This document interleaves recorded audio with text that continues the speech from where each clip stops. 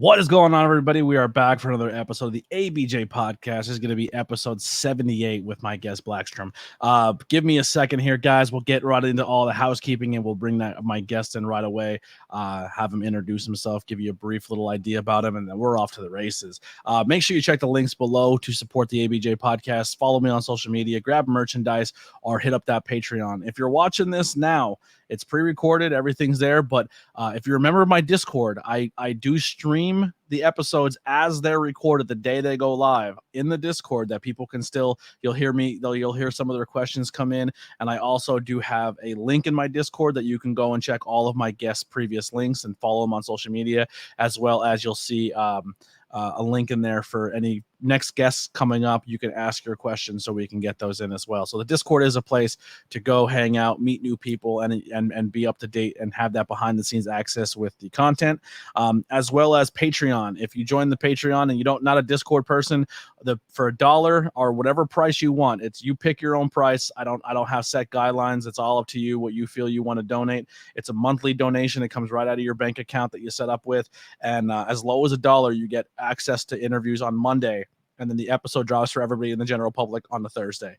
So if you want to support, there's some new ways that we're incorporating the Patreon, so it's not just general support. There is merchandise and a few other things. And also, huge thanks to my guest, Suplex Vintage Wrestling. Guys, it has finally happened. A whole store fully dedicated to vintage wrestling. They say it can never be done, but I have seen it with my own eyes. Suplex Vintage Wrestling is a store curated by wrestling fans for wrestling fans, located on 5th Street in Philadelphia, Pennsylvania, just one block of South Street in the heart of Queen Village. Their shop features the largest collection of vintage wrestling apparel under one roof. Their selection includes classic designs featuring your favorite wrestlers from the Golden Age, Attitude Era, Internationals, Indies, and more.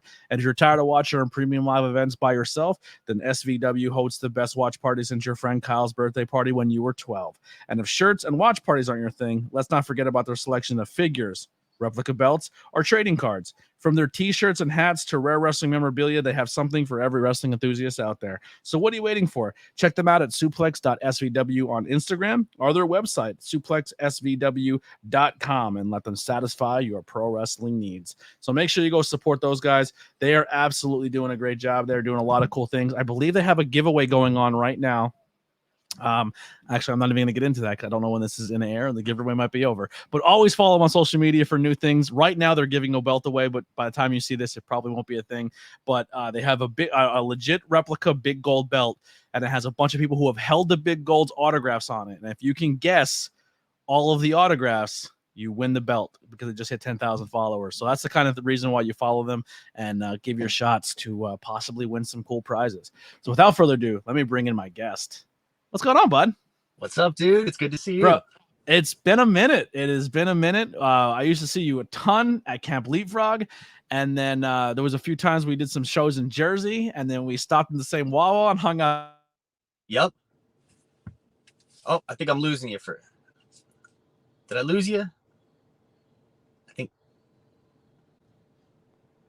I might have lost you.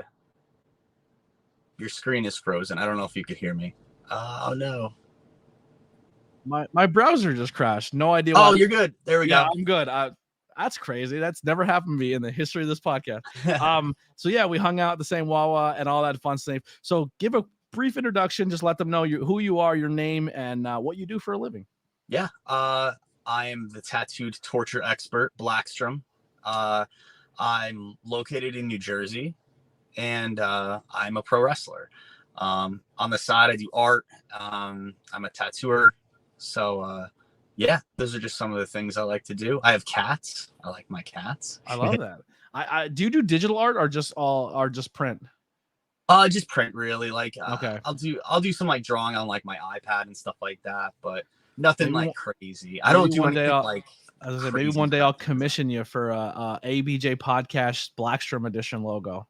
Oh, something cool like that. Yeah. That'd be cool. And then it's like a special edition. I like to support artists and give them an opportunity and like work with them to get cool different logo designs. So that maybe a Blaxstorm version of a logo would be fun. The tattooed torture expert. So that we're going to get into something because there's a match that I think two torture experts are really fun with each other. I don't know if you ever heard of him or worked with him, but Prince Ahmed would be something I think would be a cool little matchup of used to. The You know Egyptian what? torture expert. The Egyptian torture expert. He's been on the podcast. He's a great story, and he's very, very innovative. I think I was supposed to wrestle him at some Really? point. And it like, I think it was like, it might have been like a year ago, maybe. And yeah, I think it fell through. Something fell through, or like, but I know that we were going to be on the same show together, and we were like probably going to be working, and something came up. I can't really remember what it was, but yeah, I think we were actually supposed to work each other at one point. Well, But he's good. we gotta get that back together and get that going again. Yeah, That definitely has to happen. He seems like a talented guy. He's we insane. can mix it up. One of my favorite people to call matches for too, because he'll do match moves that I didn't even think were possible. Nice. The last match he was in, he was that I got to call. He was in a triple threat, and the one guy had the other guy like a German, and he ran in and leg scissored them, like flying leg scissor around the waist, and then German them both with his legs. Oh wow! Like he did like a back, like hooked them around his waist, backflipped, and German both of them. So it was like a double German suplex with his legs. Wild. I didn't even think it was possible. It was crazy. I gotta watch out for that. Yeah, he's super, super talented. I know the Sanctuary is a far drive. If you're ever free on a Friday, they first Fridays in the month, it's like open mic night for pro wrestling. Everyone just comes and gets like matches in. So maybe we can figure something out for you guys to square up there. I went there a couple times actually. Like maybe like it might have been like 5 years ago, and it was really cool. Like it was, you got those great photos inside that awesome like church type of building. Like it is a church, but that's essentially the only place I work right now. So that's where I'm doing a lot of my commentary until this job kicks in. But it's a beautiful place, and I recommend everyone going and just getting some good footage and having some fun, and you leave there learning some fun things. Yeah, it was always fun. I think I went there 3 times, and it was a lot of fun, and everyone there was like really cool too. Mm-hmm. It's a good environment. I think it's John John Trotsky. Yes. Yeah. Trotsky. Yeah. He was really cool. I remember. Yeah. But yeah, it's been a while since I've been over that way. Yeah. So let's just dive into it here. So when did you fall in love with this thing that we call professional wrestling? So as far back as I can remember in my life, liked pro wrestling. Like when I was really, really little, I remember like my family moved into a apartment complex in North Jersey, and the little kid that lived downstairs from us on the bottom floor, he had wrestling figures. He had like, a bunch of them, like the Hasbro guys. Yeah, that's my bucket list collection. I want to get the whole line. They're the best. And he had some of them, and because I saw the toys, it like got me interested. So immediately I was hooked. And the first one I got was Big Boss Man. It's a good one. One. Yo, we were so easily swayed in the late 80s, early 90s. They're like, there's a new cartoon out. I don't care. It comes with toys. I'm in. Yeah, exactly. Like insane. Power Rangers, Ninja Turtles, Pokemon. We all got hooked because of figures first, and then the show. You're so right. Like it's He-Man, G.I. Joe, all toy lines. Yeah. Yeah, it was, and as soon as I saw that, like I started renting all like the VHS tapes from the video store all the time. But there was a time where there's actually 2 times where I totally stopped watching wrestling altogether. Yeah, I had one of those as well. High school, right out of high school.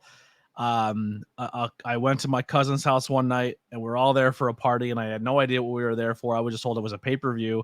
It's like boxing, and I was like, I always thought boxing was cool, but I got bored with it. Like I can't watch 2 guys. I know it's a great art and it's a great form, you're just 2 people right. hugging for 15 rounds. It just bores me. Yeah, I can't stand it. But we went to his house, and we're watching, and these guys are in a cage, and I'm like, what is this? And then the main event was the first ever fight between Tito Ortiz and Ken Shamrock, and I go, I know him. He was in WWE. And they're like, who, what? And I'm like, yeah. And then here I found out he's this giant cage fighter. And from that moment forward, I was like, I don't know what this sport is, but I love it. And I completely ditched pro wrestling for a long time. Mm-hmm. It's crazy. I I think that MMA kind of took me out of that time period too, like around like 2000, I guess 5 or 6. Yep. Like that's when the Ultimate Fighter first came on TV, 2005. Yeah, around that time, like a lot of people were like, "Oh, this is really cool!" Like, and they started taking up MMA and grappling and stuff like that because of it.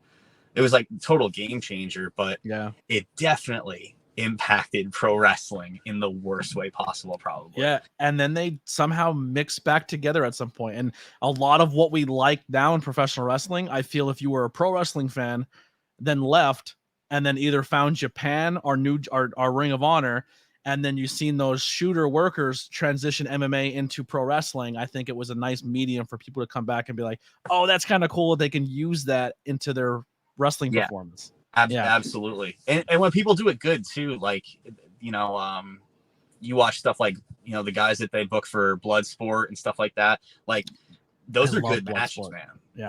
Those are some good matches that they put on. I've watched a few that they threw up on YouTube. Like, it's hard for me to like go out of my way to like order pay-per-views and stuff sometimes, but yeah, the best way you could do it, go on Fight TV. It's $4 a month or $5 a month, and you get all of like a bunch of independent wrestling, all the GCW stuff, and you can just go back and watch all that Bloodsport. Oh wow! I really recommend it. Like, they're really, really good shows. I'm always out of the loop on stuff like that. Like, something always exists that can make my life way easier, and everyone else knows about it. But yeah. Now, did you ever train mixed martial arts? A little bit, yeah. When I was right after I left wrestling when I was younger, around like 2007 or 8, I started training like a little bit at like nothing crazy, but when I was a kid, I trained from when I was like 6 years old until like through like high school doing karate, basically. Okay. So I had a black belt in that. That makes sense with your strikes. Yeah, like I just, you know what? And when I was younger too, and I started doing wrestling school when I was like 14, I asked my instructor, I was like, is it okay if I like mix in some of my martial arts like into my wrestling? He was like, yeah, sure. Just make sure it looks good. And I was like, okay. And then I started doing it. But a lot of people got into MMA and started mixing it in with their style. And I didn't do like, I'm not saying I did like competitive MMA or anything, but grappled around a little bit after, I stopped wrestling the first time. And no, you said wrestling. Is that like collegiate wrestling, like mat wrestling? No, pro wrestling. So actually, I started wrestling when I was 14.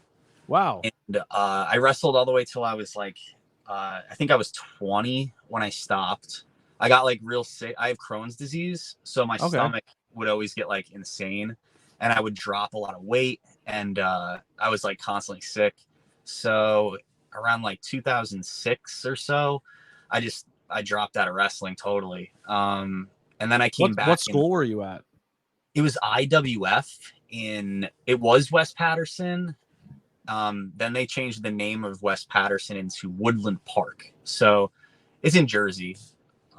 And then down the line though, like I think when I came back, it was in 2016 or 17, and they moved the school to Nutley. So they were, that was the original school I started at before going to, I think it was 2003. I went to the Wrestle Factory. Okay. And so I work for a promotion, IWA New Jersey in Nutley, New Jersey. Oh, okay. I think that crowd is crazy. Yeah. One of the most intense crowds I've ever done commentary for. So cool. Yeah, like it's that really area, good. Like they like wrestling over in those towns. It's wild. Mm-hmm. Big Hispanic community too. Like most of the promotion is all Hispanic, and they are the most fun. Yeah. They like to have fun. Like it's awesome. And so growing up too, when you that's insane that you started so young and that your parents let you get into it so young. Who are some, like you said, you had the karate background and all that, who are some people that you emulated or you grew up watching that you wanted to be like, or you added to your style of wrestling?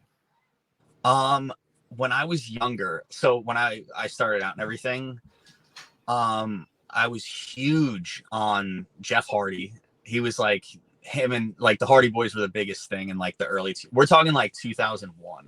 Yeah. So like, you know, the whole Attitude Era is at its height. So like, I wanted to be like fucking Jeff. Oh, am I allowed to curse? You can curse. Yes. Okay. I just like, I slipped. I was like, I wanted to like be Jeff Hardy. So I had like long hair. It was bleached. And I would do a bunch of stuff like the Swanton and like the Whisper in the Wind. And then everything else I did was like Tajiri, because I loved Tajiri when I before he was in WWE, when he was in ECW. I was a huge like fan of the Tajiri versus Super Crazy matches. Yeah. So to every wrestling video game I had, if I didn't have a Sweet Chin Music, if I didn't have the Famous Air, I went Poison Mist or Buzzsaw Kick. Heck yeah. Tajiri made me, like, everyone says Muda. I didn't know Muda. Tajiri got me into the Poison Mist and the Buzzsaw Kick, where he would just snap, and I was like, that is the coolest finish. Like, that looks like it would legit kill somebody. Yeah. and it's that time period too. Like, people don't even understand like the thigh slap thing. Yeah. Like the early 2000s and late 90s, no one knew what that was. So like, people, when Tajiri would throw these kicks at dudes right in their face, and you'd hear that crack of the sound. He had leather pants. The crowd was cringing because like it was real. Like, it seemed like unstopped, like that this dude was a madman just ripping people's heads off. That was like the shock of it all back then. He's still like doing stuff on the indie scene too. If I ever see him at a show, like for a meet and greet, he'd be somebody I would seek out. Him and Mick Foley are like probably my two bucket list guys. Yeah. Nice. You never met Mick? Never. And I live right by Knoebels, and he's there all the time. Oh, and wow. I never bumped into him. I met him when I was younger, like a teenager. I went to his book signing for when he had. I have a nice day book. I have it. Yeah. Nice. That was the only time I met him. Him and Sean, Sean, and then it just like kind of falls into all these people are my favorite, but him and Sean, and probably Jericho, are like my top 3 of all time. Nice. Yeah, that's my good guy. Picks. Yeah, I have a style, except Mick. Mick's completely different, but Mick made me like, I was like, he looks so different than everybody else, and that's why I liked him. And then obviously the 3 characters, and I always gravitated to a character, and Mick was the first person. Like Mick, Goldust, Kane, Undertaker, like larger than life, weird people I just liked. Yeah, I would say like my little like top 4 that was like really, I was like, I couldn't stop watching when I was a kid. Like, that was like, you know, like the Hardys, Austin, Foley, and then like probably I would say like Rob Van Dam or Sabu, because they were just. But like, yeah, that time period was wild.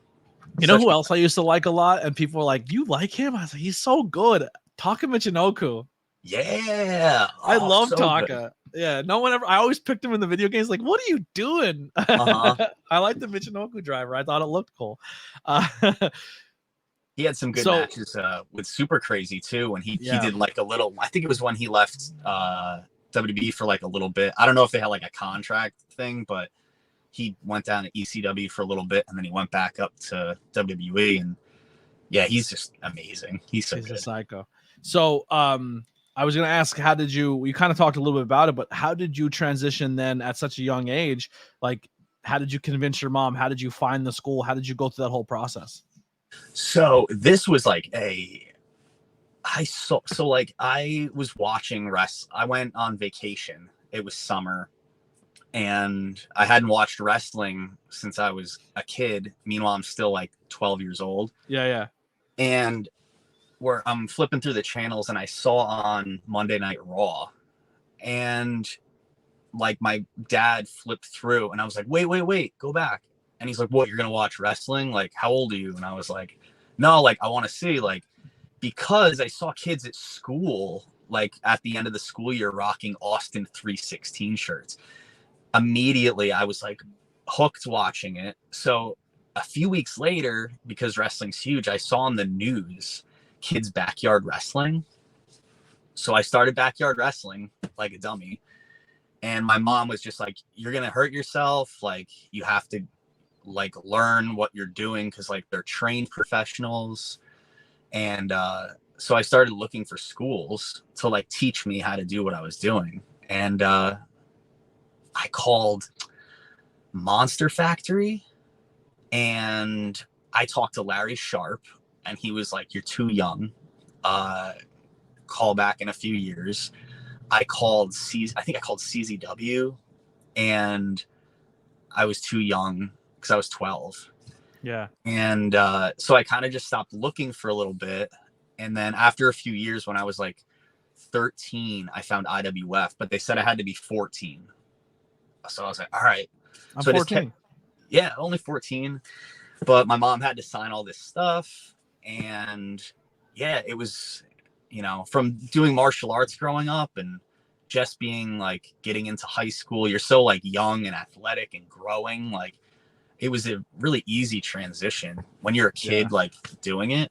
Nothing hurts either, which is like, I can't remember what that's if like. This question can't be answered, I completely understand. I don't want to give too much away. A lot of people still protect a lot, but like at 14 and going to a wrestling school, are they just like, hey, you're gonna do your own bumps, like flip bumps, fall bumps, running the ropes, workout, calisthenics, cardio? Or like at what point do they start saying, okay, we're gonna like teach you how to put a match together, like we're gonna let you lock up and do stuff with people? You know what? This is actually a really funny question, because like I was asking him like Kevin Knight was the trainer at the school. I was like messaging him on AOL, like, hey, like, when can I learn how to bump? When can I learn how to bump? Because I just want it. And he's like, well, eventually, when you're ready. Eventually got to it. And it was like the back bump where you hold on to like the rope. And it was easy, whatever. But after like a little bit, at least I was just treated like one of the grown-ups, like no difference whatsoever. I was 14, and I was like getting hit just like everyone else in the room was getting hit. I was so sore going to school. It was pretty wild. Were you going to school and bragging like, I'm a wrestler?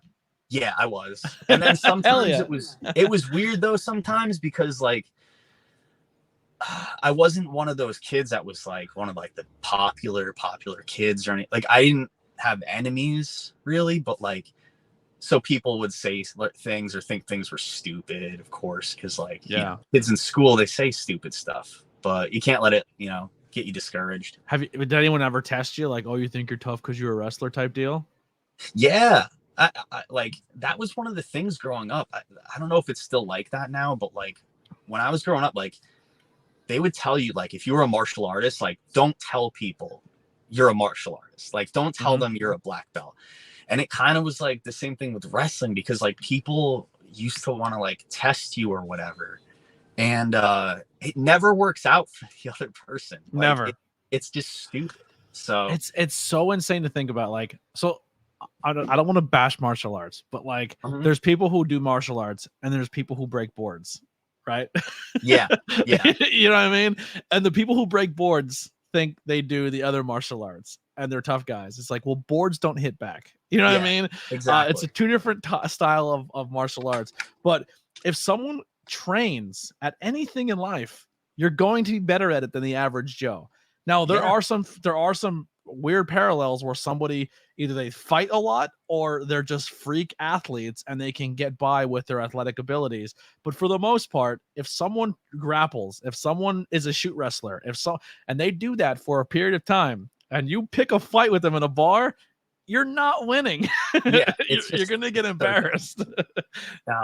But yeah, like people would be like that, like, or say something, or they would just like make comments at school.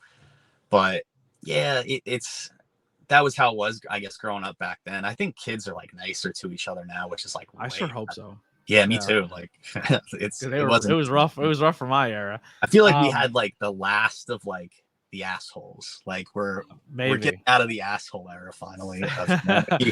Hopefully. So because you were in professional wrestling at such a young age, did that stop you from doing other sports? Like, did you soccer, basketball, football, like was all that out the window because you already had your extracurricular activity? I am like, so I also grew up like really into punk rock and stuff like that. So it was weird. So growing up, I was into like martial arts, like karate, but also I played baseball and football growing up. So I Wow. was I was doing sports, and How did you find the time? like I don't know, like where do you get it when you're a kid? Like I know it's what was I doing? you're karate, basketball, baseball, football, pro wrestling, and then were you learning how to play an instrument at the time too? Yeah, like I was listening to punk Crazy. rock, so like I'm trying to like Were learn your how to play grades good? guitar. Huh? Were your grades good? No, they were Oh, okay. terrible. That may, there's the Yeah, there's the so balance. yeah, I just didn't go to school. Uh, the no, but like I as soon as like high school hit and I was like obsessed with wrestling, I just dropped everything. Like I didn't care about anything anymore. Um, my coaches from baseball were like, "Promise me you're gonna play," and I was like, "Yeah, I promise." And I was just like, "No, like I want to be a wrestler." I'm jumping off shit. But like, yeah, like I'm gonna go home and like jump off the balcony of my apartment and like through a bunch of cardboard boxes. And that's what I want to do from now on. So, what bands got you into punk music? First punk band that I got into was NoFX. Okay. Kids or what parents don't understand, or what our kids. What the it, hell's that? it was I was so young when I got into punk. It was I can't remember what year. I was in 4th grade. It was because one of my friends that I met that year in school, his older brother was into punk rock and stuff. So you had like this little punk rock kid, and we just made friends. But yeah, the first band was NoFX and then Rancid. But it was back like probably like 96, 90. Yeah, probably like around 96, 97. So punk was like really cool back then. It was like, well, I was first introduced to the pop punk. Nice. Okay. So pop punk was my introduction, and then I went back and learned older punk. But I remember like one of the first 2 bands that I really found for myself, and like because all growing up, both my parents are huge into music. That my dad was a DJ, but music was always a thing. They didn't play any instruments; they just enjoyed listening to it. But so I listened to all my dad's class, like Van Halen, Led Zeppelin, Motley Crue, Aerosmith, AC/DC, all that stuff. The Who, all that. And then he's like, well, you need to find your first band. And my first band was like around the time where I actually cared was Blink-182 and Linkin Park. Nice. Yeah, I love I want a Blink tattoo so bad. I want to get I don't know if I want the rabbit or if I want the smiley face.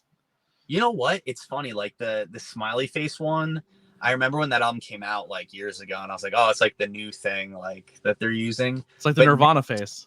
So now it's been so long now that's so iconic to that band that it's like it's awesome. Like it's funny how like when something new comes out, you're like, no, that's stupid, and then like years later, you're like, oh, I love it. It's just like I go through that with certain albums too. I have younger cousins, and my younger cousins now are obsessed with like My Chemical Romance, or not cousins, but like my friends' kids and shit are obsessed with My Chemical Romance and Fall Out Boy and Blink, because Blink's. I'm like, that was my like teenage years bands. Like what? I'm like, they've been around that long. Like I remember when Fall Out Boy put their first album out. Yeah. Me and my wife will drive around and like put on stuff from like, that era, and she loves like Fall Out Boy and Yellow Card. Yep. Yeah, I like a good portion of it, and then like I think the other portion I'm just not familiar with because I was listening to other stuff. But punk is like anti-establishment, and then emo is like sad boy punk. Yeah, exactly. Yeah. It's punk adjacent, Yeah. So we took a weird detour there, but I loved every minute of that. Cool, so finally you're training. I'm guessing, you're doing everything, but you weren't allowed to physically be a part of a match until you're 18, unless Jersey's Wild West. Who knows what the rules there?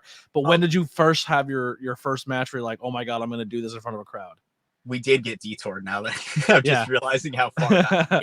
So I took all the bumps and everything myself, got treated the same as everyone. And then we started doing matches, and I'm not going to lie, like, I didn't really know the psychology. I'd understand the psychology of the match for like 3 years. Like you didn't sell? like I think everyone else knew what the deal was.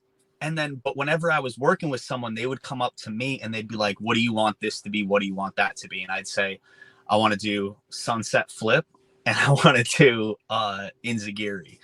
And they'd be like, okay, cool. And then we'd kind of just call it in the ring. And yeah, my first match was, I think I just turned 15 when I had in front of a crowd. Yeah.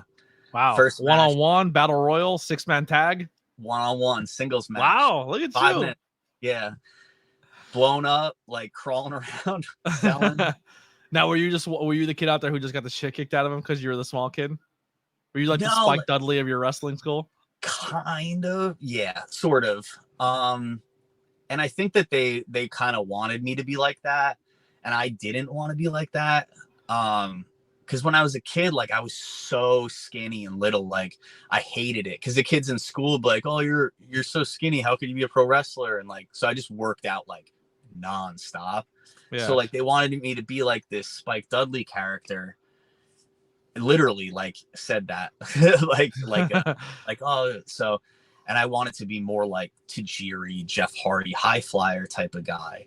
Yeah. And so it was kind of like not squash matches, but like, you know, a lot of heat on me. And then at the end of the match, I get a few things and maybe win, but I don't remember winning. Yeah. Like, yeah. I wasn't ever like put up on like some big thing where it was like the 14-year-old did it. He won the tournament. No, nothing like that. When did you find out you were diagnosed with Crohn's? Was that young or was that later on in life? I was 19. Wow. So how was that? Now, was that a setback for you when it came to pro wrestling, or was it something you struggled with for a while but wasn't diagnosed till 19? Yeah, like I think so. I think I started having problems when I was 17, and just like most people, like when problems occur with your health, like some people just ignore it and they're just like, "Oh, it'll fix itself," but like it's the worst thing you can do. That's exactly what I did with my joint disorder. Yeah, like so I just ignored it, and like it got worse, and I didn't know that if it was something, and it turned out like, yeah, it was. I think like I went to the doctor because I think I was just throwing up, and I was like in pain, and some other stuff was going on too that was like fucked up. So like they did a scan and everything, and they're like, "Oh, you have Crohn's." And then it wasn't long after the diagnosis where like I was in the hospital like nonstop, like in for a week, out for a week, in for 3 weeks, out for a week, in for 2 weeks. It was like that summer when that was the summer I left wrestling. It was so crazy. And then towards the end of it all, like they finally wound up doing surgery on me to like take the diseased area out. But like, it was wild, like being in and out of the hospital so much. They were pumping me full of all kinds of drugs, and like it was not, I got a glimpse of like what people could potentially be going through in the world of like when they get hooked on like drugs at the doctor, and then they're like thrown out into the world like with no drugs. Like I remember like coming out of I had never really done drugs before, like ever. I was straight edge, like I was a straight edge kid listening to hardcore and everything, and all of a sudden I'm in the emergency room. They're like, "Here's some morphine," and like I was like, "What's going on? This is insane." So like I was like, they gotta not give this to people. I mean, that's what I want. But every time I'd go, I was like, "Hey, my joints hurt, my body hurts." So like, well, here's more pain pills, and then I hit a certain age where I was just like, when I found out pain pills and beer was a cool combination, and I was just like, I got to adjust here. And I stopped. I dropped the pain pills, and I switched over to, let's just say, medical marijuana, and it changed everything for me. Yeah. Mm-hmm. A lot of people are bringing that into like with the medical marijuana, they're using it for like alcoholism and stuff like that too. Like I saw some people are putting that on, like it's like Crohn's and cancer and stuff like that, but they're adding like does help with like addiction and stuff like that. Or I see more wrestlers after a match, not trying to out anybody, but go in the back and take a couple hits of a pen or light something up. And like the days of like the old school guys are like there was 3 cases of beer in the back, or there was pills being distributed, or people doing lines. And it's just like, I personally have never seen that. I just seen people smoke a joint after their match, and they're just like, and they're like, oh, it makes my body feel better. And it's just like, what a difference in just this industry that helps people so much. Yeah, it's such like a good, excuse me, that's a good like view of how like wrestling is now. Like, it's a lot more chill, it's a lot more accepting. Like, you know, you're not going to get, you know, beat up by your trainer because you went in and smelled like weed, you know, like, you know, it's not like that anymore. And then, yeah, since I've been back in the day, like early 2000s, like I was like a teenager and I had seen cocaine mixed around in things in places, and I was a kid.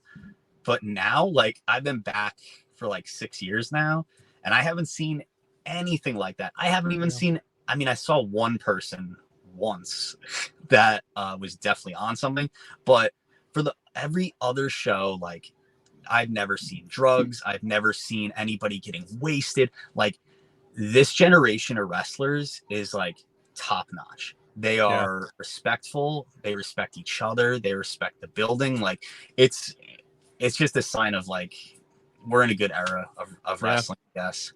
Totally agree. And then it's, you know, smoking weed outside, like, so much better than all that shit. Like, yeah, I 100%. So my next question for you would be, what are some of your favorite matches you had? But I want to kind of backtrack and make it about us real quick. But when we first met each other, we talked about when people mix mixed martial arts into professional wrestling. And the first time I ever really had my first taste of independent pro wrestling, or I was a part of a production team, and was Camp Leapfrog. And we did Frog Sport, which was essentially the blood sport version, but our wacky Mortal Kombat version. And it was a lot of fun. And I just remember, like, I was really intimidated, but I was watching it, and I watched the first couple matches, and I just remember being like, if we did a couple different things here, it would feel more like mixed martial arts and not what it was. And I remember pitching the idea to the people running it at the time, and then I pitched it to Matt Mikowski, and I believe you were around it as well. And I was like, if there's anyone around ringside who knows mixed martial arts calls, like, I feel like if they almost like a corner man where they yell out like, watch the choke, pull your guard, even if the person in the ring has no idea what they're saying, the audio of people watching will make it seem more legit. Yeah, absolutely. And then I remember pitching it to Darius. He's like, well, I need to do something that's a heel thing, but in the context of this, what can I do? And they were like talking about low blows or an illegal move. And I was like, I know one that'll be even worse. And they're like, what do you mean? I said, when you finish them, how are you going to win the match? They're like, oh, we're going submission. I said, don't let go. Force the ref to make you let go, because that's even worse than anything else in the mixed martial arts world. Like, if you have an arm bar and you're not letting go, not like that's deemed like, and swinging after the fight. But I mean, but in that context, I felt instead of a low blow or an eye gouge or something, I felt like holding the submission on after the person clearly taps and not letting go was more of a scumbag move. Yeah. And he's like, and he ran with it, and he did it the whole time. And I was like, that's kind of cool. Like it went through. But I remember you, Matt, and a few other people, you can definitely tell you guys had some sort of mixed martial arts knowledge, background, and stuff like that. And it showed in your matches. Oh yeah.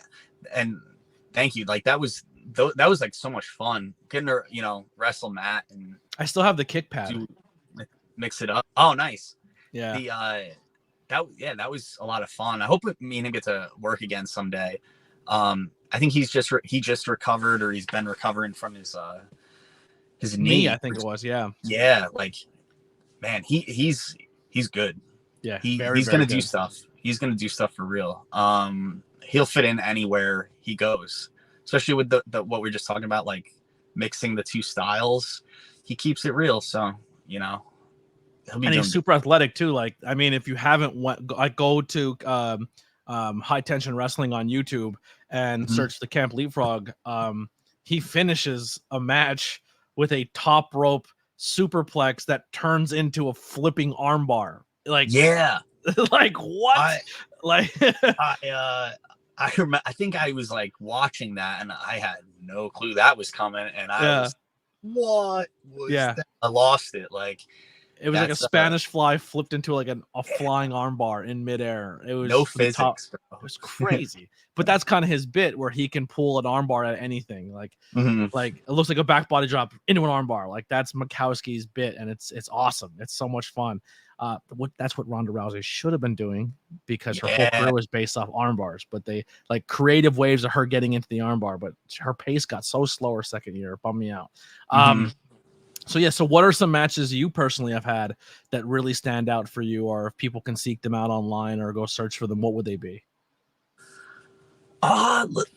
There was one, I don't even know if it's up, but it was a tag match with, I was teaming with Hermit Crab against Johnny Moran and Green Ant, who is Ultimo Ant now. Yes, he changed up.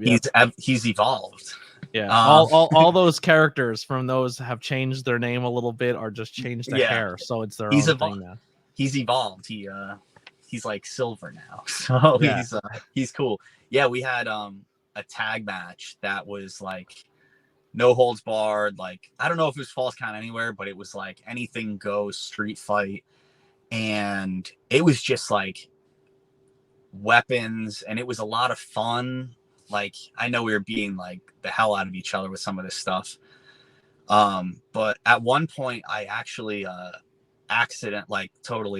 took a chair shot, and I didn't put my hands up because I was just like, yeah, I'm a tough guy, I'm not gonna put my hands up.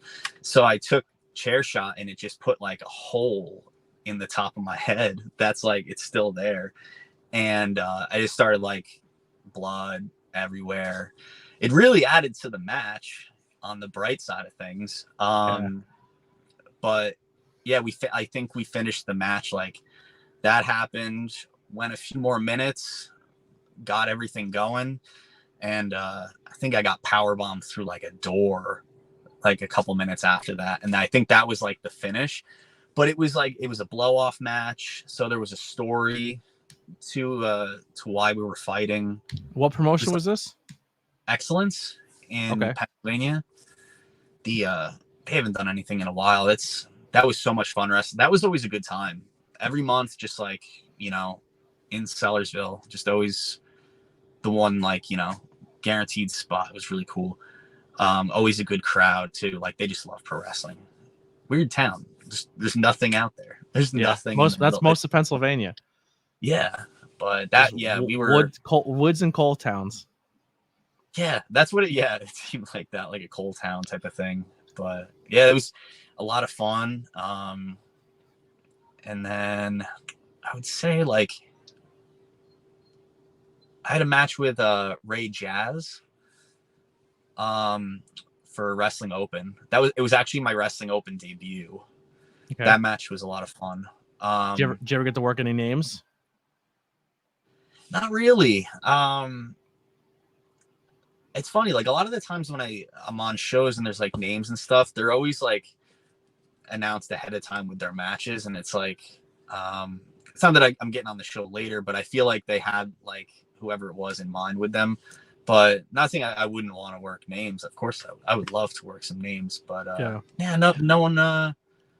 one really on the list. I mean, like, I've tagged with Cheeseburger and Eli Isom a few years ago in like Alabama. We were in like a 6-man.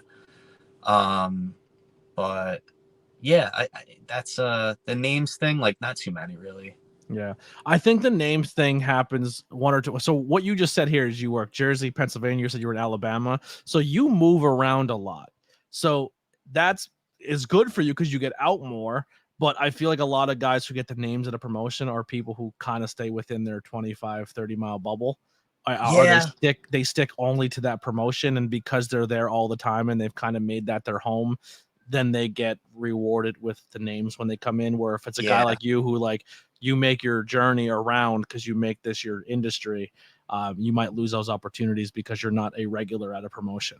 Yeah, no, yeah. I feel like that you're spot on with that. Like if I'm, just coming in for like a one stop before, I'm going somewhere else or whatever, like, chances are I'm going to probably be with like someone that wrestles like me or whatever, like, or the same size as me. And then, names usually with the guys that are there for a while to be like the champion or whatever. The established people that the crowd knows. Yeah. What are some promotions that you work at now that people can search and say and find a lot of your backlog or places that you attend more than others? I've been kind of injured recently. So I've been healing up.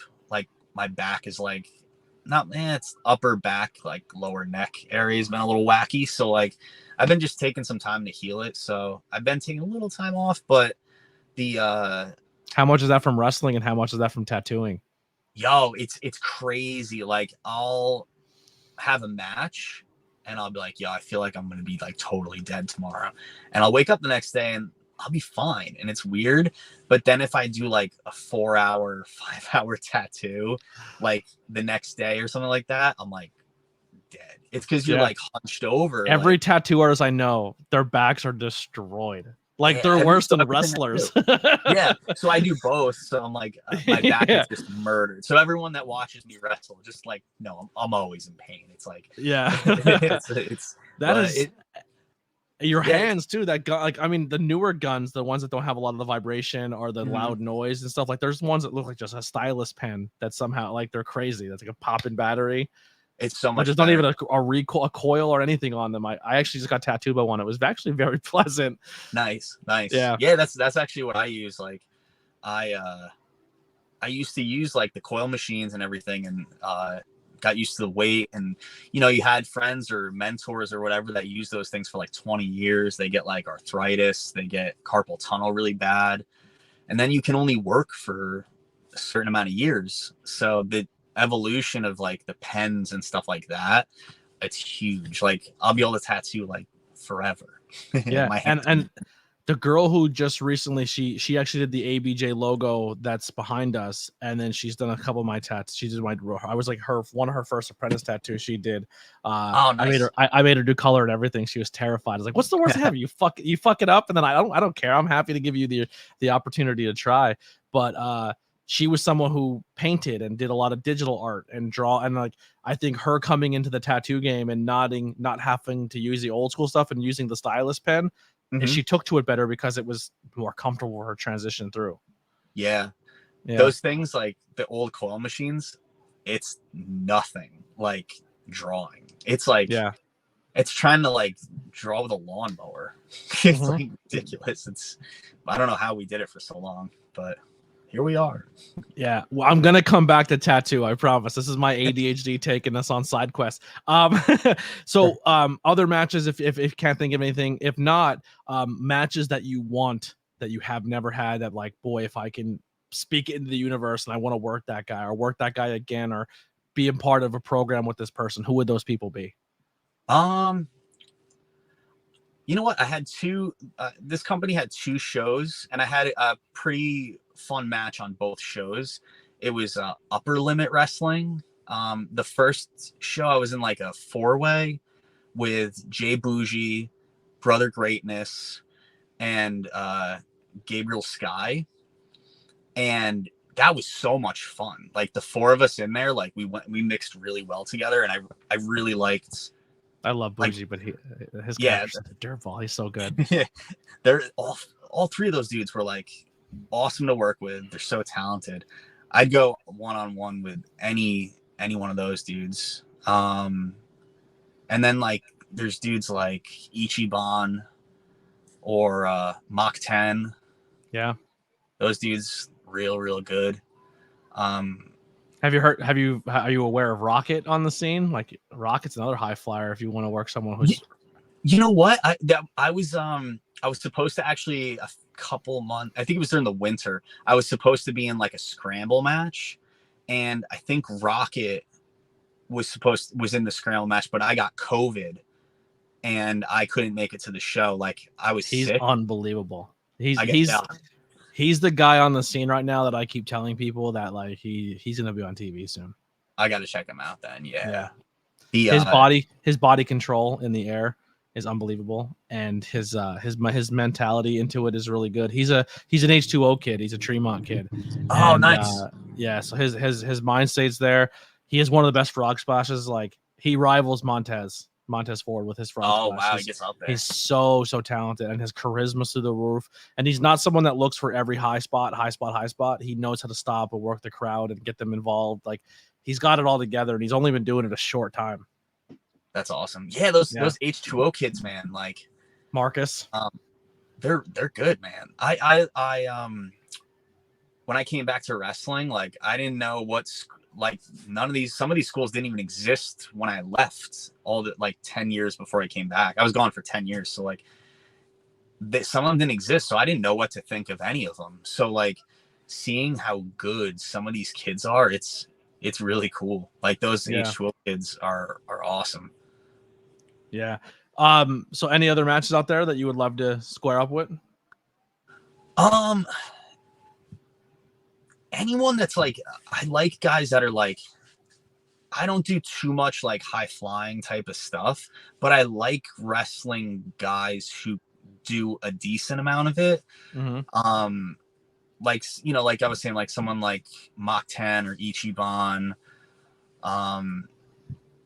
you know, well, the whole bit for you as a torture expert is you're slowing down their momentum so that the ring psychology is better for those type of people.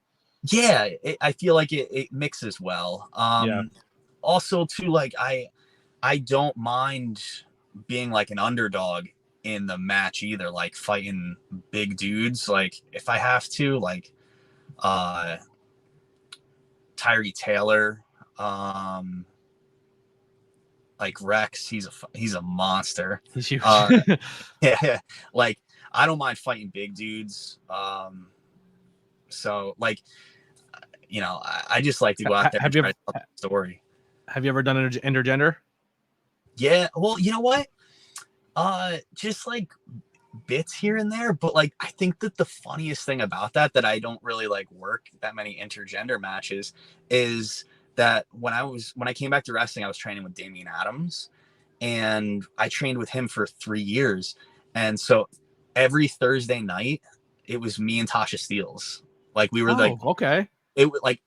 Thursdays was dead for some reason, and it was always like one of the beginners and then me and Tasha Steelz every Thursday.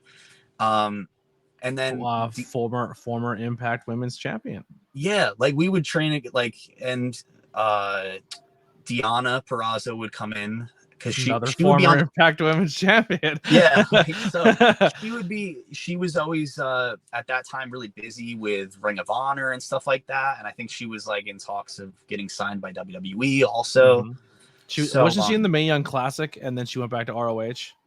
Yeah, I forget. I think that's what happened.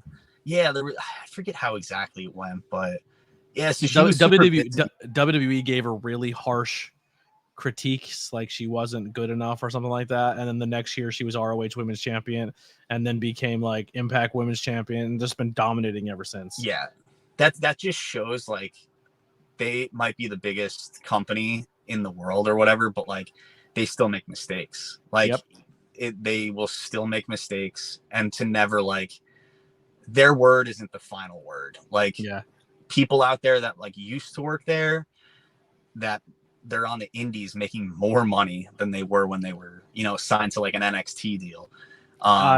Sami Zayn recently just came out and said, I lost almost $100,000, close to $100,000 or $75,000 a year leaving the indies to get my NXT contract. Right there. Yeah. That's like crazy to think about. I mean, now it's worth it. Like, but back then, you know, if you're not sure what they're going to do with you, like you might be sitting in catering for 3 years and then everyone on the indies forgets about you. Like that's not cool. So I always think like when people are like, all right, that's your opinion, I'm going to go bet on myself and, you know, do what's right for me.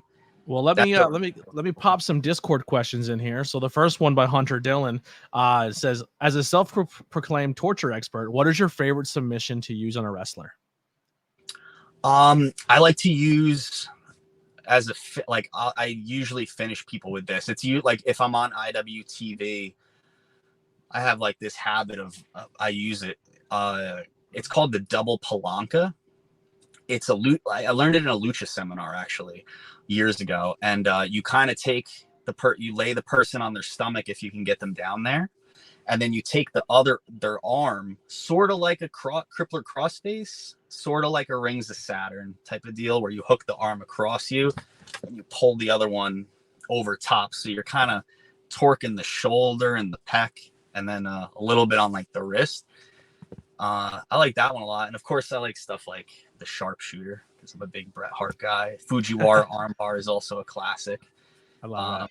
Anything, and then when I was growing up, my all-time, besides the sharpshooter, all-time favorite submission was the Taz mission. Okay. Very, very big Taz guy growing up. Love that. Well, what's Steven's question? What's with the tattoos, especially the head? Oh yeah, bro, I got my head done. Yeah, I when did you start getting them? I got my first tattoo when I was 15. As I say, you're already wrestling, so your parents are cool as shit. It was like a few months after I started wrestling. I was with my buddy Nick. He was also a wrestler. He was also 15. Where is your first tattoo? So it was here. Oh, you covered it. So friend from wrestling, we went in. He lived in Yonkers. His wrestling name was Tommy Trouble back in the day, and we went into Yonkers, and like I went into the shop and they were closing, and I was like, yeah, I'm totally 18. I did not look 18, and got a bad tattoo, and I thought it was so cool. Then years later I got it covered because I got a bad tattoo. What was the tattoo of? It was like a dagger, and it said like no fear. Oh, the no fear. The eyes, like, the eyeballs. Same company, like it was the same logo. It was so ridiculous. I picked it off the wall. It was so. I want to get a dagger tattoo, but this is I'm a Sean guy. So Sean's shitty dagger heart snake.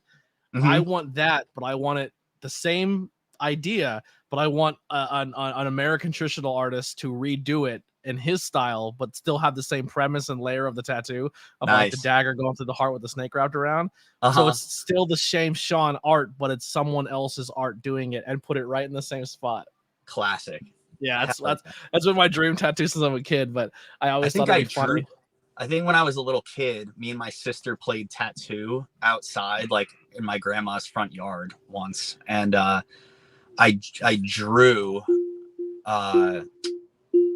that tattoo on her because it was the only tattoo. Something's dinging. Oh, that's stopped. No, you're good. You're good. Yeah. That was the only tattoo that I could like think of in my brain was the Shawn Michaels tattoo. Yeah. Totally iconic. One of the first things I learned how to draw was the Brahma bull skull, because everyone was like that. Nice. The Brahma bull skull and the Chicago Bulls. Nice. There was like, yeah. So what is your favorite tattoo you have on you that has the most meaning, and what was the worst pain tattoo you've gotten? Well, they all suck, but like a spot that you're like, oh, it was the worst to sit through. Yo, like for real. So before I got my head done, the worst spot on my whole body was like right below my chest, like where your the front of your ribs, like your stomach area. Yeah, like up onto like your stomach, up onto the ribs area. That was like just getting it filled. Like if you see the pictures of me and stuff, like how it's just solid color, like it was like torture. It was really bad. But then years later, I get my head done, and I got it done in like sections. So the one side I got done, it has like it's like a, I don't know if you could see it, but it's like a Japanese demon. Yeah, it's like a Japanese Oni mask, similar to what I have on my front. And I was like, wow, this sucks. And then I got the back done eventually, and that also hurt. But then when I got the top, it was like horrible. Like horrible. like all Oh, this through like the hairline area. It was bad, like really, really bad. I watched a guy get implants put in his head. Oof. The most blood I've ever seen in my life. Yeah, dude, It your was head awful. bleeds. It's Yeah. crazy. What was the? Well, how do you feel? Because listen, I know me, my next tattoo, I'm doing it. I don't give a shit anymore. I'm too old for this shit. I hate getting tattoos. I like having them. What do you feel about the numbing cream? I don't care. I've used it before. Yeah, I'm doing it. I used it on my nipples because like they're tattooed. There's parts of them that are blacked out, and I was like, yo, I don't want to feel this. So I used it, but then I reckon if you want to use it, I feel like use it for like something small, and that's not going to take too long. Because when I used it, it wore off after like 25 minutes, and it made it feel worse. And you can't reapply it? You can, but like they say on the bottle, like you're supposed to like put like glob it on your arm or whatever, and then wrap it with saran wrap so that like it insulates it. And you're supposed to leave it for like at least a couple hours for it to really start to work before the tattoo. Yeah. So that's the way you're supposed to do. I think the one that I had like years ago was like 3 hours, and I was like, cool, let's do this. And it still wore off after like a half hour. I was so pissed. I was dying. I was in so much pain. Yeah. So maybe for something small, or like I tell people sometimes, like if you want to get like a piercing, it's really cool. But yeah, as far as an artist goes, like sometimes it bothers the skin, but it's not too bad. Yeah. So one of the questions in the Discord, and that was one I was going to bring up here, so we're on the same page. But I'll give Raz the credit for the question. Raz in the chat. He's my UK buddy soon. How did you come up with the name Blaxstorm? Where does this character come from, and where do you how did you come up with the idea of this persona? So this is actually a really good question, because no one's actually asked me this before. Blaxstorm is, my name growing up in wrestling was Dylan Black. And I came back and I was still Dylan Black. And then like a couple years later, this dude goes on TV named Aleister Black, and he also has tattoos. And I'm like, well, this is getting rough out here. So I might have to change the name. And then like I wrestled in a match with a very good wrestler he's a cool dude named Logan Black, from New York. You know who Logan is. And I was like, you know what? Like, I feel like I could just change my name. It's not a big deal. Like, I'm like, for some reason it got in my head that I was like tattooed guy, same last name as the guy on TV. So also has giant skull on the front, but on the back, like a lot of strikes, a lot of kicks. They got a red beard, like So I was like, I'm always on the thing of like who made it famous, not like, oh, I had it for, because technically I had it in 2001, my name was Dylan Black, but like, you know, he goes on TV and that's his thing. Cool. There was a guy named Tyler Black for a while too, right? Oh yeah, you know what? I didn't watch wrestling during that time period. Yeah, that's wrong. So, but I was like, I'm just gonna change it, but I want it to be something kind of similar. So I watch a lot of hockey, and one of the dudes from like the Capitals, Nicholas Backstrom. Yep. He's got some of the best hands in hockey. The dude his passing game is amazing. I'm a Capitals fan. You're a Devils fan? Capitals. You're a Caps fan? Yep. Nice. I'm a Rangers fan. So, I remember watching these playoff games though, of Nicholas Backstrom just like ruining us with these passes and these plays, and I would just get so pissed. But like I respected it. So I was like, what about like Dylan Backstrom or Blaxstorm? And so I just kind of like put it together like that. It's kind of like a mix of like my liking for hockey and the name I had already. Yeah. And then I put an X in there just because like it might bring more attention in there. And it's punk.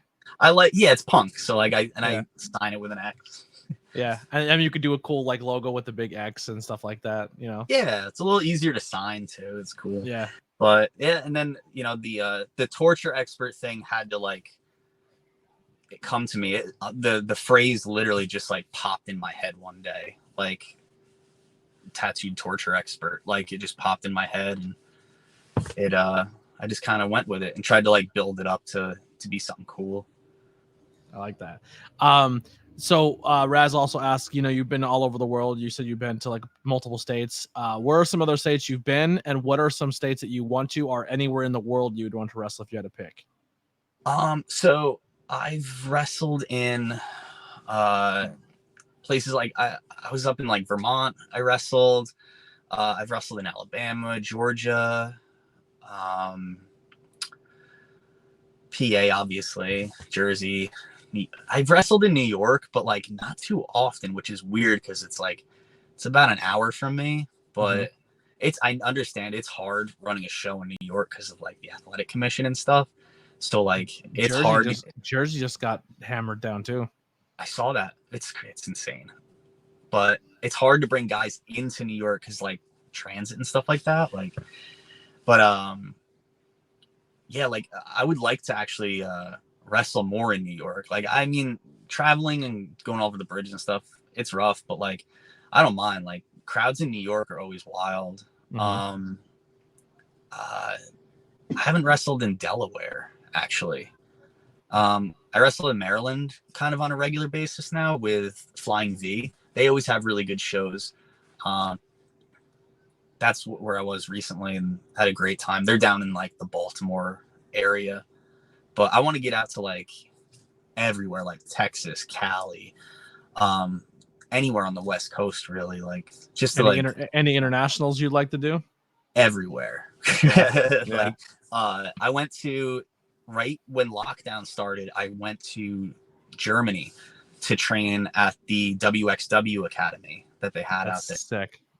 And it was like, I was having so much fun, and I was supposed to stay for like a month, and I was staying with like the other wrestlers that were there on their international tour to do like, they were having a tournament, and it was huge. Like, WXW in Germany is like crazy. Like, it's like they don't have as much wrestling going on out there as we do here. So it's like the shows are really, really good. And then like the crowd is like amazing too. So I think that they had some stuff up on the WWE network at one point. I don't know if it's still up, but yeah, I would check that stuff out. It's good wrestling. But I trained out there, and then lockdown happened, and I had to come home early. So yeah, I was supposed to wrestle on a show, and I think it was in Belgium. I was going to wrestle, and I was really excited. And it got called off like the day before because they just, like, in America, they were shutting everything down, and there it wasn't yet.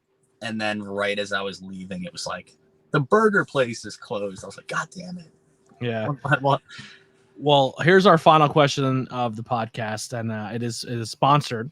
This is a sponsored question by Logos by Hunter. So if you're looking for a logo for your merchandise or your podcast or anything, hit him up. He's on YouTube and Instagram. Logos by Hunter. He's done a lot of stuff for me. He's super, super talented. But his question is, and we're going to always end with the podcast with this, is if you could write a letter to your younger self, what would it say? Letter to my younger self. Don't give up. John Cena. Yeah. I mean, like, yeah, I would say, yeah, like, yeah, just because, like, with wrestling, I had to stop. And I feel like there was a point where I could have come back earlier, but I was, caught up in life and, maybe people I shouldn't have been hanging out with. And Johnny Trouble or whatever his name was. Yeah. But then, I came back. So, not to give up on anything. Absolutely. Well, where can people find you on social media or to follow along with you on your journey? I'm on Instagram and Threads under @Blaxstorm1 with the number 1. And I'm also on X or Twitter, whatever you want to call it. It's so stupid. I gotta change my little bird up there. I just realized that. Oh yeah. I added the thread and never got rid of the bird. I have to put the X up there now. Bro, it's so lame now. Like, yeah, it is. You should just make cars. Don't make social media. Bring MySpace back. Can we have MySpace back where you can put your songs and your top 8? I need that back. Yeah, like, it's just Twitter sucks now. But yeah, I mean, I'm on there too with the same handle, Blaxstorm1. And Awesome. yeah, that's where to find me really. And I think match wise, like I got some stuff on IWTV on like Wrestling Open and stuff like that. And yeah. Check them out. Well, thank you so much, man. I really appreciate this. I had an absolute blast learning about you. I hope the guests really enjoyed this as well. Make sure if you're listening to this on the audio platform, you leave a 5-star review in the Q&A section on Spotify. You could leave a little review. Tell me what you thought of the podcast. Apple, you can leave reviews. And if you're watching this on YouTube, leave a comment below if you're watching this later on. Let us know what you thought of it. Hit the thumbs up buttons and subscribe if it's your first time here. We'll see you next Thursday with our next guest. And that'll do it for the ABJ podcast. There's some music by the Converse Kid. And we'll see you next time.